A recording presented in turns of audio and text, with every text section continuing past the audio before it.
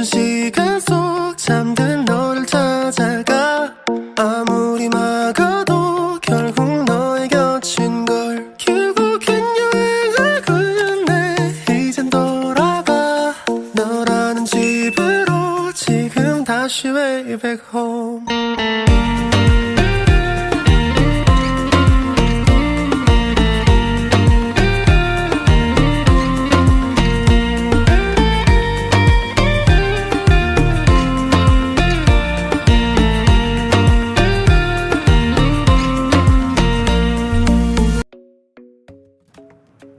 Bismillahirrahmanirrahim. Assalamualaikum warahmatullahi wabarakatuh. Perkenalkan, nama saya Nilina. Saya akan menjelaskan tentang teori pembelajaran bermakna ensemble. Menurut ensemble, pembelajaran bermakna merupakan suatu proses mengkaitkan informasi baru pada konsep-konsep relevan yang terdapat dalam struktur kognitif seseorang. Struktur kognitif meliputi mulai dari fakta-fakta, konsep-konsep, dan generalisasi-generalisasi yang telah dipelajari dan diingat siswa. Menurut Ensemble dan Nova, ada 3 kebaikan belajar bermakna, yaitu yang pertama, informasi yang dipelajari secara bermakna lebih lama untuk diingat, dan yang kedua, informasi yang baru yang telah dikaitkan dengan konsep-konsep relevan sebelumnya. Yang ketiga, informasi yang pernah dilupakan setelah pernah dikuasai sebelumnya masih meninggalkan bekas sehingga memudahkan proses belajar mengajar. Ada beberapa tipe belajar menurut Ensemble. Yang pertama, belajar dengan penemuan yang bermakna, dan yang kedua, belajar dengan penemuan yang tidak bermakna, dan yang ketiga, belajar menerima expository yang bermakna. Beberapa kebaikan belajar bermakna. Yang pertama, informasi yang dipelajari secara bermakna lebih lama diingat. Dan yang kedua, informasi baru yang telah dikaitkan dengan konsep-konsep relevan sebelumnya dapat meningkatkan konsep yang telah dikuasai. Dan yang ketiga, informasi yang pernah dilupakan setelah pernah dikuasai sebelumnya masih meninggalkan bekas. Hubungan teori belajar bermakna dan konstruktivisme. Teori belajar bermakna Ensemble sangat dekat dengan konstruktivisme. Keduanya menekankan pentingnya belajar mengasosiasikan pengalaman, fenomena, dan fakta-fakta baru ke dalam sistem pengertian yang telah dimiliki siswa. Assalamualaikum warahmatullahi wabarakatuh. Saya akan menjelaskan tentang discovery learning. Belajar penemuan dari Jerome Bernner adalah model yang dikembangkan berdasarkan prinsip-prinsip konstruktivis, mementingkan partisipasi aktif dari tiap siswa dan mengenal dengan baik adanya perbedaan kemampuan. Untuk meningkatkan proses belajar perlu lingkungan yang dinamakan eksplorasi.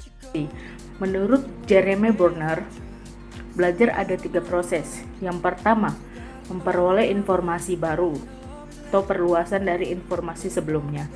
Yang kedua itu transformasi informasi pengetahuan tentang cara kita memperlakukan pengetahuan. Yang ketiga, evaluasi, yaitu menguji relevansi atau ketetapan pengetahuan. Ada 3 cara penyajian model-model oleh Bernner atau perkembangan kognitif anak menjadi 3 tahap.